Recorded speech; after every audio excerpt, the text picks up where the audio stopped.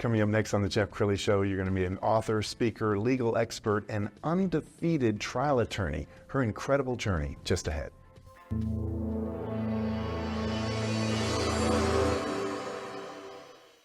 Many are predicting that the worst is yet to come, which is unfortunate, said one person here. Until now, they've enjoyed the reputation of being the nation's icebox. Watched a burglar in his home this morning by webcam. As a journalist of over 25 years, stories are what make my world turn. Reporting live from the Dallas newsroom tonight, Jeff Crilley, Fox 4 News. But in 2008, I took the jump from my familiar life and started a PR firm from my home. We're talking about anyone with a camcorder like the one I'm using becomes a television network. We started slowly growing the company, and we now have over 100 clients, and we've branched into the world of live digital broadcasting. I now own 8 different TV studios and have a huge team, and the stories that I now get to share are sometimes the most important of my life. Life has a funny way of coming around full circle. This is the Jeff Crilley Show. Well, Michael Jordan is clearly the greatest of all time when it comes to basketball, but he lost a few games. My next guest is the Michael Jordan, if you will, of trial attorneys. She's undefeated, 127-0. Sandra Spurgeon is in the studio. Thanks for coming on the show. Good morning, Jeff. Thank you for having me. I mean, when you look at that record, a perfect record, does it shock even you? It almost scares me for you to say it because it puts a target on my back. Well, one of the things that strikes me about you, and Sandra and I have been friends for several years now, is you're beautiful, you're intelligent, but I have to imagine that your opponent sometimes sees you come into the courtroom and says, "Oh, Legally Blonde, so I'm going to be okay with this." But you have a reputation now. They know they better bring their A game. I think that once someone has a case with me, they understand that, yes, I'm very serious and take my job very serious, and the representation of my clients very serious. So I always was the underdog, always underestimated.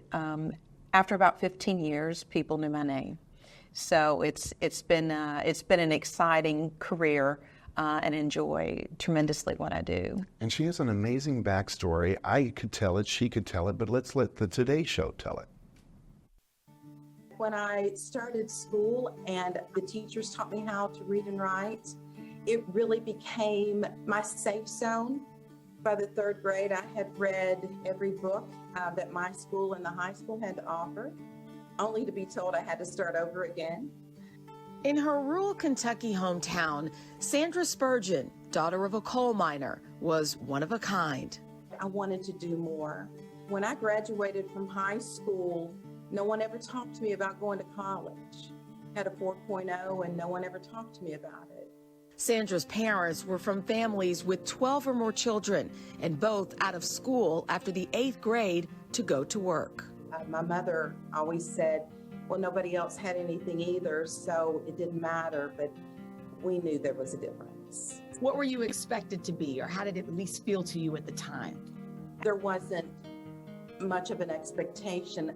When I graduated from high school, the girl to the left of me was pregnant, and the girl to the right of me was pregnant with her 2nd child. And those young women were smart and had the same ability that I did. A mentor at community college was the first to change Sandra's life. You know, he told me that for a young girl like me, education would level the playing field, and he was absolutely right. Sandra went from community college to university to law school. Where did you find the motivation when the reality is there was a lot that was against you? I think I obtained that grit from there not being much expected and me always wanting more. I realized that the only person I need approval from is myself. She says another attorney friend helped her with confidence in the courtroom. As a young attorney in an era where there weren't women in the courtroom, I would always say, why doesn't anybody respect me? He would always say, Spurgeon, keep your head down, keep going, they'll respect you. But while she was succeeding at work, she suffered a devastating and scary setback at home. Sandra and her husband had a 2nd daughter, Elizabeth, who was born at just 1 pound with cerebral palsy. You have a special needs daughter. Talk about how she's impacted your life. Through Elizabeth, I learned empathy. I was in such a hurry. Always felt like I was 2 steps behind and never really taking time to realize what was really important in my life. And when I had Elizabeth, the world just stopped. Sandra says the experience helped her better understand pain, and she used it to aid clients as they dealt with catastrophic events in their lives. You know, you're an undefeated multi-million-dollar trial attorney. When I say that, does it resonate with you? It's not who I am. It's what I do during the day. I am a wife, I'm a mom. That's really who I am. Last year, daughter Elizabeth graduated from high school, and her older sister, Victoria, graduated from law school. I can't tell you who I'm more proud of. Not all of us can be an attorney. But what do you think we can gain from your journey? That life gets in the way and we all have our struggles.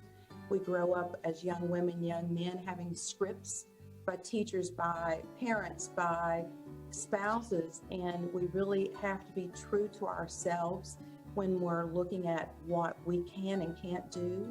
What do you think that little girl growing up there in Kentucky would think about this woman who you are now? What would she believe it, and what would she think? I think that she would think it's pretty cool. Sandra recently released her first book on mastering trial techniques, and she has 3 more motivational books coming out soon. Happy she was able to share. Wow, I'm so impressed. I mean, and it's not like you watched that. You probably haven't seen it since it aired. No. Yeah. No. Give us an update on your daughters. They're both doing well. My oldest has just gotten married. She celebrated her year anniversary in May.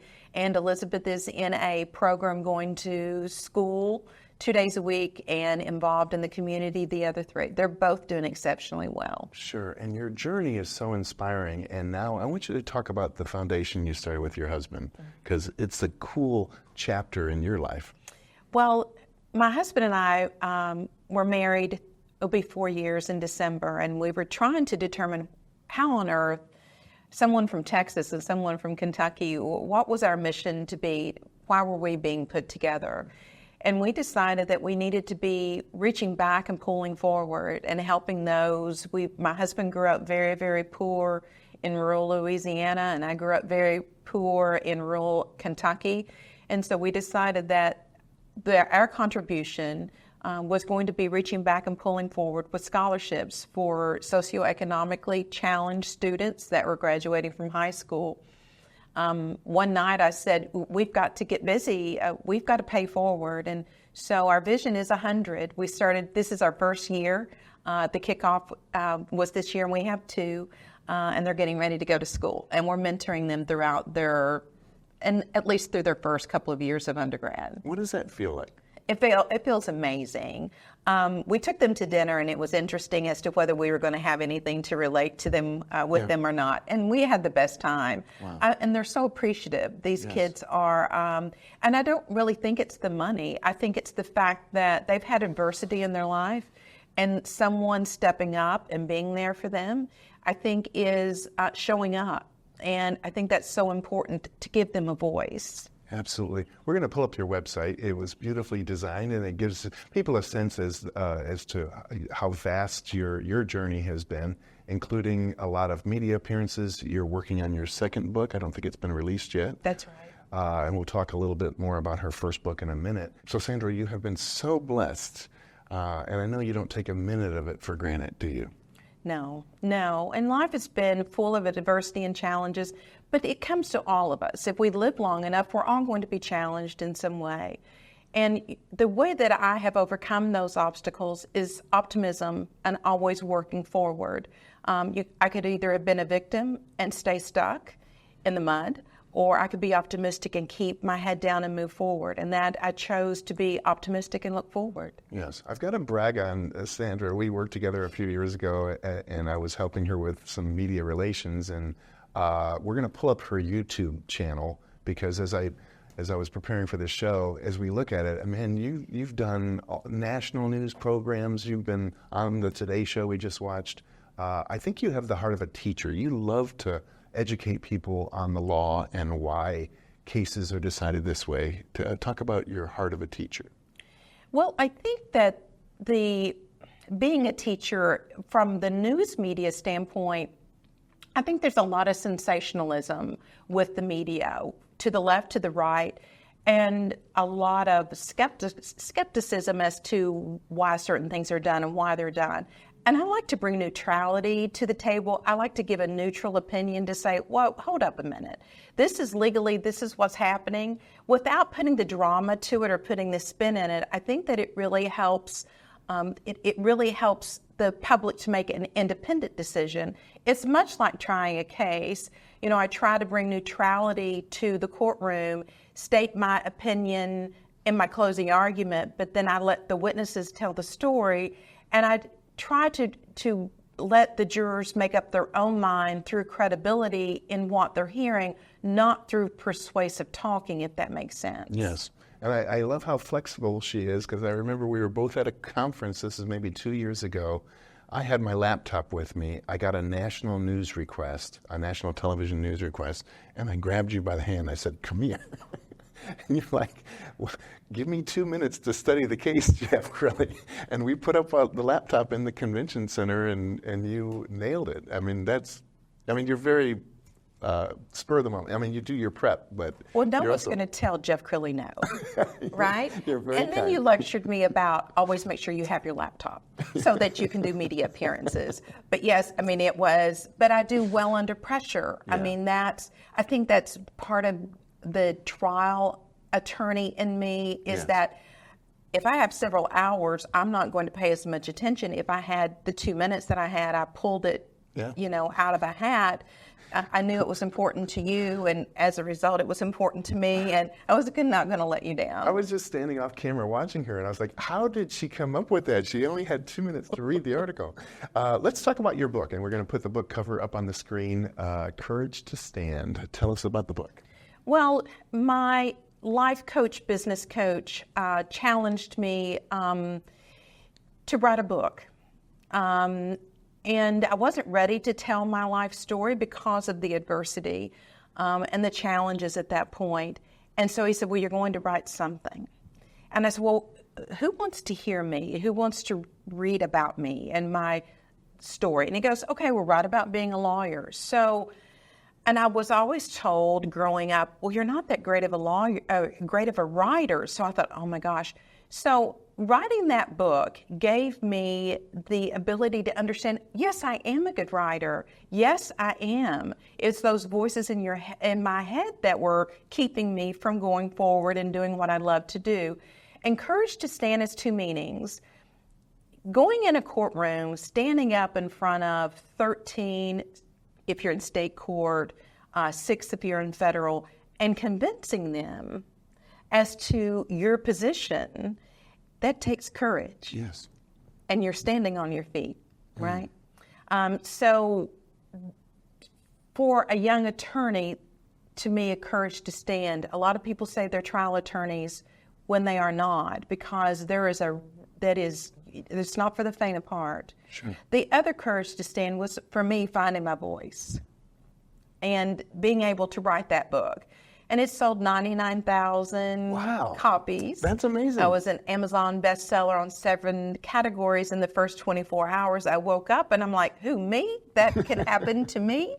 So, yeah, it was very exciting. And you're covering stuff that I imagine they don't teach at law school, right? They're not teaching a lot of courtroom technique in law school. No. And I had the benefit of having a really great trial attorney as my mentor when I started practicing. And he would say, Spurgeon, you're a diamond.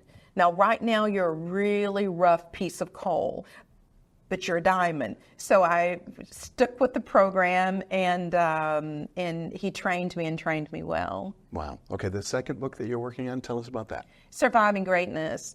And it really it's my life story, but it is in fiction. And it is easier for me to tell in fiction and to share with others in fiction. But it is about a young girl growing up in adversity in a home of chaos. And she excelled in business but really struggled in life because of the emotional turmoil that she experienced as a child. And so it's really an awakening for her, challenging herself, always doubting herself, hearing the doubt in her mind and her voice, and the voices, of doubt in her head, in spite of everything that she had accomplished. And so this is really an awakening of saying, it doesn't matter the negativity that you heard, that others had, that people will plant. It is really what you do with your life and your vision and your optimism and what you want to achieve that really counts. And I'm hoping that message can help others that, like me, it took me until the age of 50 to understand that I am good enough. It's so powerful. In the little time we have left, I want you to talk to that young lady who's watching this, who has self-doubt, is telling herself the wrong story. What do you want to say to that young person? Well, I think that if we live long enough, we all have adversity. And it is interesting to me, when I was interviewed by Forbes magazine, the lady that was interviewing me went off script and said, well, you've been through so much, why didn't you give up? And I was really shocked. And I thought, here I am getting ready to teach someone from Forbes magazine about life. And for those of us that are experiencing challenge, really, it is often putting your foot forward one day at a time and choosing to be optimistic, understanding that the adversity is keeping your peace is very important. Keeping the chaos out of your life is very important in the workplace and at home. And listening to yourself, what is your passion? What is it that you want to do?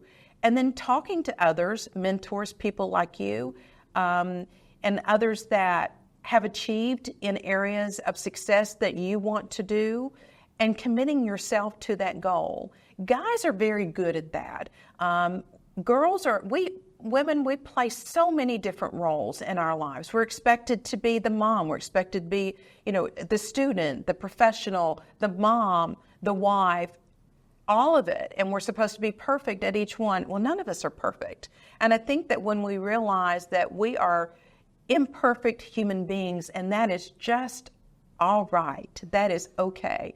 I think that was a real sense of peace for me, of reality for me. Wow, you are so well-spoken, and thank you for sharing your heart, your wisdom, and giving us all the courage to stand. We're going to end with her website, which is, of course, sandraspurgeon.com, the great Sandra Spurgeon. Thanks for coming on the show. Thank you, Jeff. You bet. That's it for now.